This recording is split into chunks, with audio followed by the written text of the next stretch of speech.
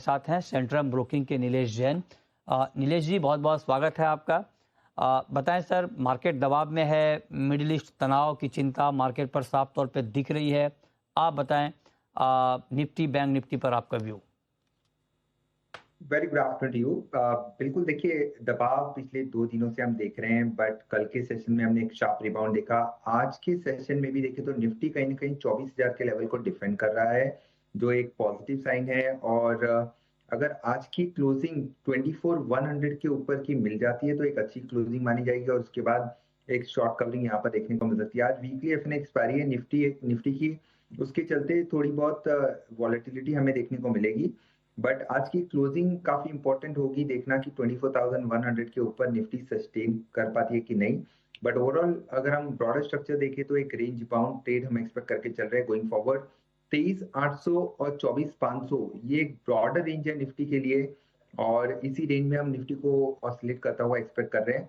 Volatility index में लगातार दूसरे दिन हम उछाल देख रहे हैं, 2% का आज भी अपटिक है, बट ओवरऑल कंफर्टेबल लेवल पर है। और बैंक निफ्टी कहीं ना कहीं थोड़ा बहुत अंडर परफॉर्मेंस आज देखने को मिल रहा है, बट अभी भी अपने 200 day long term moving average के ऊपर ट्रेड हो रहा है। तो ओवरऑल ब्रॉडर अगर हम सेक्टोरियल पॉइंट ऑफ व्यू देखें तो स्टॉक स्पेसिफिक एक्शन पर फोकस करने की सलाह होगी। इंडेक्स फ्रंट पर अक्रॉस ऑल इंडाइसेस हम थोड़ा बहुत कंटिन्यू हो सकता है। ओके, तो ये राय आपकी निफ्टी बैंक निफ्टी पर। अब हम लेते हैं सवाल। और अतुल का एक सवाल है कि उन्होंने एसजीवीएन के 2000 शेयर 78 रुपए के भाव पर खरीदे हैं और इस वक्त जो प्राइस है वो 70 रुपए के आसपास है। मतलब ये कि ये नुकसान में है और इनको नुकसान हो रहा है करीब करीब 15,320 रुपए का, है ना। तो क्या करें सर, इनको रुकना चाहिए अभी या निकल जाए, लॉस बुक कर लें? देखिए सेटअप तो काफी वीक नजर आ रहा है। पिछले लगभग 2 साल से काउंटर में लगातार ऊपरी सरों से दबाव देख रहे हैं। 155 के आसपास के लेवल्स हुआ करते थे 2024 में, तब से लेकर लगातार यहाँ पर गिरावट देख रहे हैं। अभी भी स्ट्रक्चर वीक है। उछाल पर पुल बैक अगर मिलता है तो वहां पर एग्जिट करने की सलाह होगी, और करंट लेवल पर अगर होल्ड करना चाहते हैं तो 68 का स्टॉप लॉस लगाएं। अगर 68 के नीचे फिसलता है तो यहाँ पे 65 और 60 तक के भी लेवल देखने को मिल सकते हैं। तो ओवरऑल पुल बैक पर एग्जिट करने की सलाह होगी।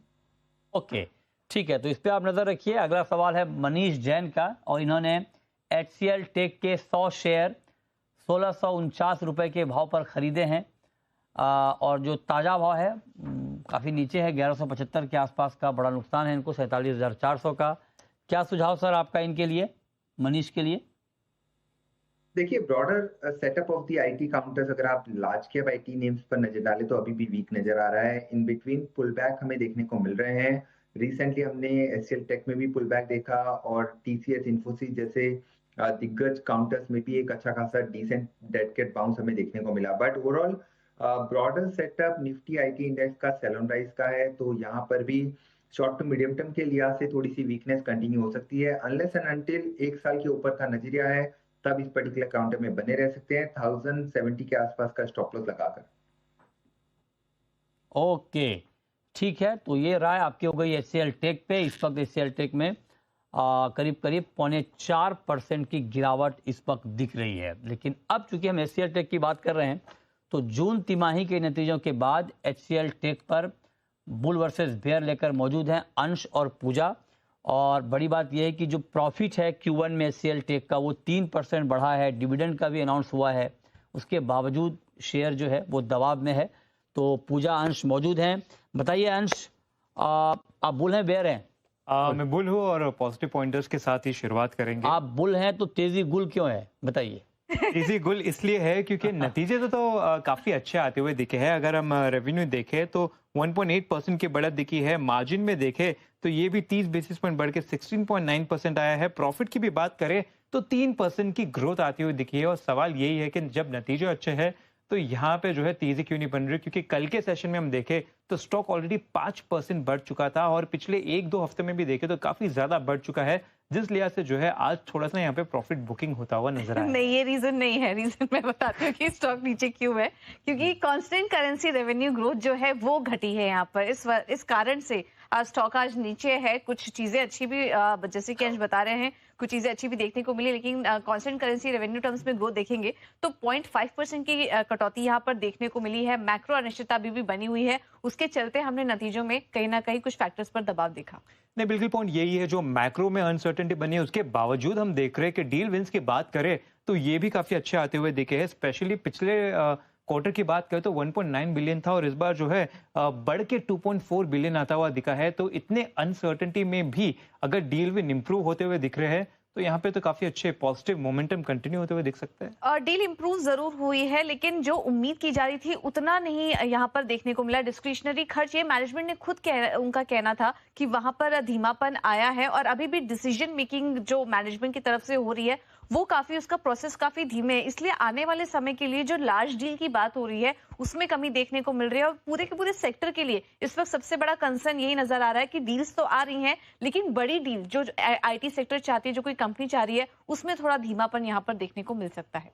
नहीं, डील तो काफी अच्छे आ रहे हैं और इनफैक्ट अगर हम मेनली एआई की बात करें तो एआई रेवेन्यू जो है करीबन 177 मिलियन डॉलर जो है दर्ज करती हुई दिखी, यानी कि 10.5% का एक काफी बड़ा उछाल आता हुआ दिखा है। साथ ही साथ 3,500 करोड़ के जो है डेटा सेंटर इन्वेस्टमेंट के साथ कंपनी ने एआई पर जो है अपना फोकस मजबूत बनाते हुए दिख रही है, यानी कि जो एआई जिसकी वजह से अनसर्टेनिटी लोग कह रहे हैं वहां से भी काफी अच्छा कंट्रीब्यूशन बनता हुआ दिख रहा है। निवेश तो कर रही है एआई पे, लेकिन खर्चा भी काफी सारा हो रहा है और उस पर कितना रिटर्न आता है ये आने वाले समय में देखना होगा। इस पर बड़ा क्वेश्चन मार्क है, क्योंकि जिस तरीके से कंपनियां निवेश कर रही हैं उतना उनको रिटर्न नहीं मिल रहा है और इनका ट्रेडिशनल कारोबार में भी एक बड़ा क्वेश्चन मार्क क्रिएट हो गया है एआई के चलते। तो ना एआई में ठीक से आने वाले समय में रिटर्न दिख रहा है और ना जो इनके ट्रेडिशनल कारोबार हैं वो ठीक तरीके से फिलहाल परफॉर्म कर पा रहे हैं और उसी वजह से हम देख रहे हैं कि आईटी सेक्टर, आईटी कंपनियों में थोड़ी चिंता यहाँ पर बनी हुई है। रिटर्न तो क्लियरली दिख रहा है ना, 10.5% की बढ़त, यानी कि काफी अच्छा कंट्रीब्यूशन है।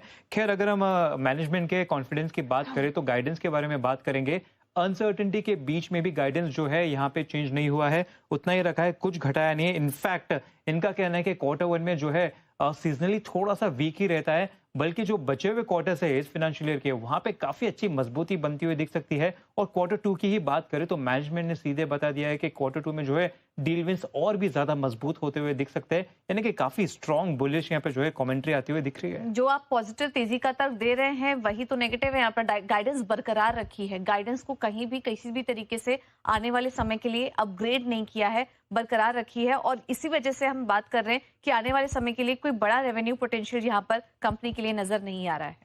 पोटेंशियल तो दिखेगा ही, इसलिए हम देख रहे हैं कि ब्रोकरेजेस भी जो है काफी अच्छे पॉजिटिव होते हुए दिख रहे हैं। अगर यूबीएस की देखें तो बाई की रेटिंग को बरकरार रखा है। टारगेट प्राइस भी देखें तो पहले 1355 था, वहां से बढ़ा के सीधे अभी 1390 कर दिया है। नहीं, इन्हीं सब कारणों के चलते हम देख रहे हैं कि कुछ रिपोर्ट्स यहाँ पर बेरिश भी हैं और टारगेट में कटौती भी देखने को मिली है। सिटी ने देखिए यहाँ पर सेल की राय यहाँ पर दे दी है और 1040 का लक्ष्य वो देख रहे हैं। तो बाय और बुल साइड, खरीदारी और बिकवाली दोनों ही तरीके से देख रहे हैं हम कि कुछ पॉइंटर्स यहाँ पर बने हुए हैं एचसीएल टेक के लिए। क्या हुआ फिर फाइनली आप लोगों ने क्या डिसाइड किया? कौन डिसाइड अब डिसाइड आप काफी कर मिक्स्ड भी हुआ है एक्चुअली यहाँ पे। डिसाइड तो मार्केट करेगा। बहुत शुक्रिया आप दोनों का, देखते हैं। लेकिन आज तो खैर गिरावट है, लेकिन हाँ आगे के तर्क अपने अपनी जगह, दोनों के तर्क मजबूत हैं। मार्केट डिसाइड करेगा किस तर्क पे आगे रिएक्ट करना है। बहुत शुक्रिया अंश आपका और पूजा आपका इस बुल वर्सेस बेयर के लिए। आगे बढ़ते हैं और हमारे साथ नीलेश जी बने हुए हैं। नीलेश जी, कॉनकॉर पे क्या व्यू है सर आपका? यहाँ पर किस तरह का एक्शन आगे आप एक्सपेक्ट कर रहे हैं?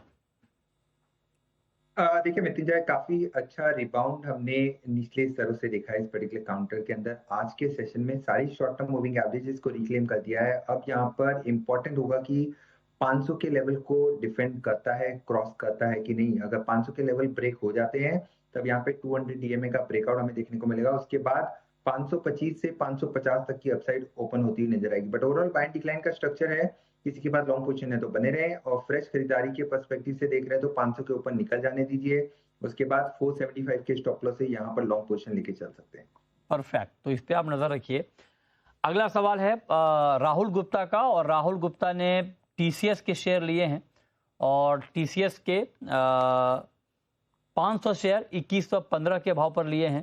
तो क्या करना चाहिए सर? अभी 2185 का भाव है, ठीक है, मतलब मार्केट ऊपर तो जा ही रहा है, बने रहे अभी?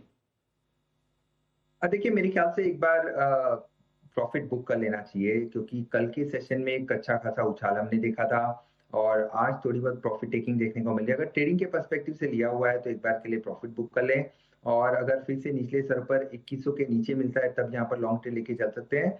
बट ओवरऑल जैसे कि मैंने कहा कि majority of the IT counters में ऊपरी स्तर से फिर से हमें दबाव देखने को मिल रहा है, इसीलिए थोड़ा सा कॉशियस अप्रोच रखने की सलाह होगी ऊपरी स्तर पर। ओके, ठीक है, चलिए, बहुत शुक्रिया आपका नीलेश जी ये बताने के लिए कि इस शेयर में ये इस सवाल का जवाब देने के लिए। लेकिन अभी कुछ और भी महत्वपूर्ण सवाल हैं, आपकी पिक्स भी लेनी है। छोटा सा ब्रेक, तुरंत लौटते हैं। ब्रेक के बाद भी आपका स्वागत है। नीलेश जी, अब आप बताइए सर कि ऐसे मार्केट में आपकी पसंदीदा पिक्स कौन कौन सी हैं? बिल्कुल, देखिए यहाँ पर खरीदारी पर फोकस करके चल रहे हैं, और सबसे पहले अगर हम लॉन्ग साइड में आइडियाज देखें तो भारतीय एयरटेल के अंदर काफी अच्छा अट्रैक्शन हमें देखने को मिल रहा है। इतने खराब मार्केट में आज भी यहाँ पे एक काफी अच्छा खासा अपटिक 2% के उछाल के साथ काउंटर ट्रेड कर रहा है। सेटअप अभी भी पॉजिटिव नजर आ रहा है। 1960 और 1980 की अपसाइड यहाँ पर देखने को मिल सकती है। 1920 का यहाँ पे स्टॉप लॉस रखना होगा। 1960 और 1980 तक के टारगेट को ध्यान में रखते हुए भारतीय एयरटेल को लॉन्ग करके चल सकते हैं।